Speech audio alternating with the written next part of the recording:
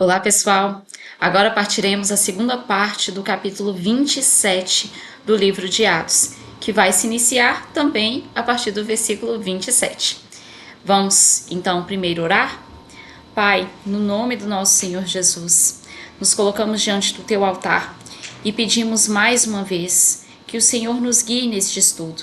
Pedimos que o Senhor abra nossa mente para que mais do que mera leitura venhamos a ter aprendizados do Senhor.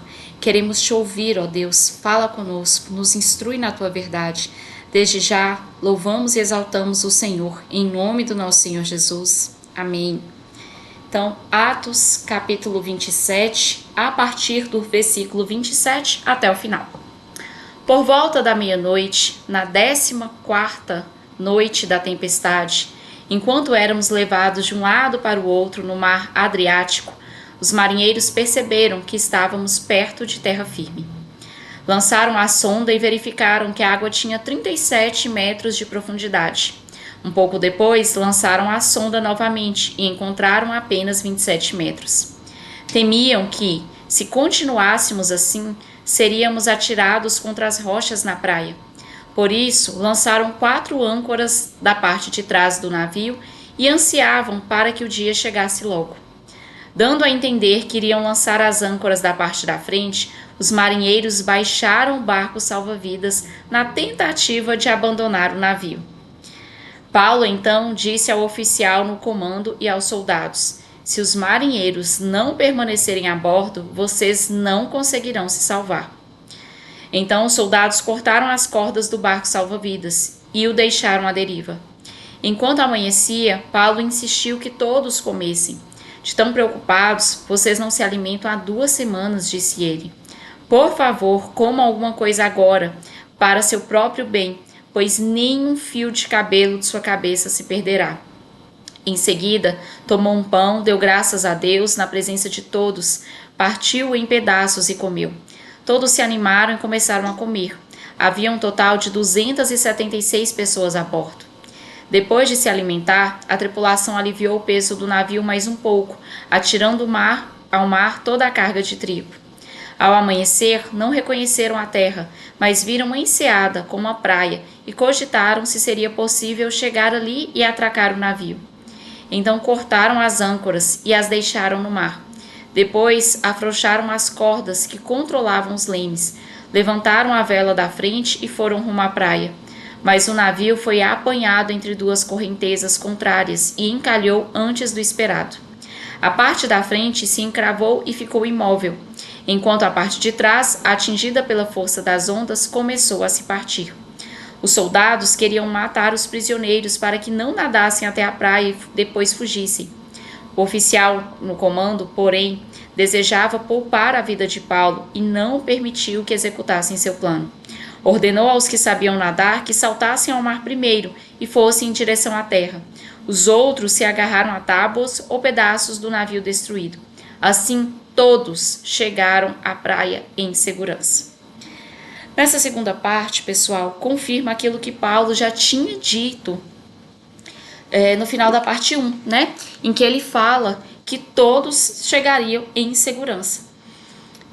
Mas existia uma condição. A condição é que todos permanecessem no navio. E aí, no versículo 30, os marinheiros, diante daquela tempestade horrorosa, com medo, eles tentaram fingir que iam baixar a âncora, quando na verdade estavam baixando o barco salva-vidas para fugir do navio. Só que para que Deus cumprisse aquilo que ele tinha falado de todos chegarem em segurança, todos precisavam permanecer no barco. E aí por isso que Paulo diz no versículo 31, ele chama o oficial, o comandante, e fala: se os marinheiros não permanecerem a bordo, vocês não conseguirão se salvar. Ou seja, para que Deus cumpra aquilo que ele disse que ele ia cumprir, no caso todos chegarem a salvo, era necessário que houvesse obediência à ordem de Deus. Se houvesse desobediência, aquilo não seria cumprido. E aí, todas as promessas de Deus se cumprem, todas. Mas existe a parte da obediência do ser humano. Não adianta, como eu já disse, você enfiar o dedo na tomada no dia de chuva, tomar choque e reclamar de Deus porque você tomou choque.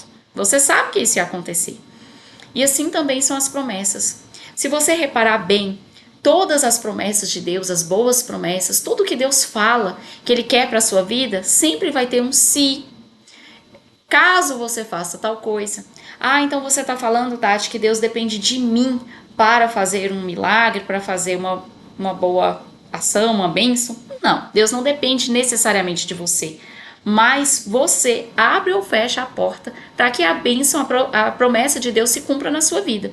Se você estiver em desobediência, quem é o pai da desobediência? Você acha que é Deus? Não, se você está em desobediência, se você está do outro lado do muro, você está abrindo porta para o inimigo atuar na sua vida. Se você está em obediência, você abre porta para Deus atuar na sua vida e cumprir as promessas. A desobediência é um pecado e o pecado separa o homem de Deus. Como que Deus vai cumprir aquilo que Ele quer para você de bom se você está em desobediência e está separado dele? Deu para entender? E aí, Deus já tinha o plano de todos chegarem a salvo. E nós vemos esse plano se cumprindo mesmo diante de situações adversas. A tempestade estava realmente pavorosa, todos estavam extremamente preocupados. Tanto é que no versículo 36, Paulo deixa claro, de tão preocupados, vocês não se alimentam há 2 semanas, porque eles estavam há 2 semanas sofrendo com medo de morrerem. E aí Paulo, no versículo 34, fala com todos, para o seu próprio bem, coma alguma coisa. Nem um fio de cabelo de sua cabeça se perderá. Ou seja, Deus está no controle, nós vamos chegar bem. Mesmo em uma situação de crise intensa, em que inclusive Paulo estava sobre, teoricamente, perigo aos olhos dele, né? Ele foi quem deu esperança para todos no navio de que Deus estava no controle. Então, numa situação de crise, nós como cristãos devemos nos reportar a Deus e não entrar no desespero junto com as outras pessoas que não conhecem Deus. Nós devemos buscar a Deus e a direção de Deus. E através da direção de Deus, nós vamos conseguir dar esperança, conforto e direção para as outras pessoas. Entende? Essa é a nossa postura enquanto cristãos. Afinal, nós fomos chamados para ser luz. A luz ilumina, ela mostra a direção, mostra o caminho. E, por fim, mesmo com toda a tempestade, nenhuma das pessoas morre, nenhuma das pessoas se perde. E isso Deus já tinha falado que aconteceria através de Paulo. Nós vimos na primeira parte desse capítulo que essa tragédia nem era para ter acontecido, não era para ter perdido o barco, não era para ter acontecido nada, se eles ficassem em bons portos. Como não ouviram Paulo, aconteceu toda a situação e aí eles entenderam que Paulo sim tinha uma direção de Deus, então eles resolveram escutar Paulo.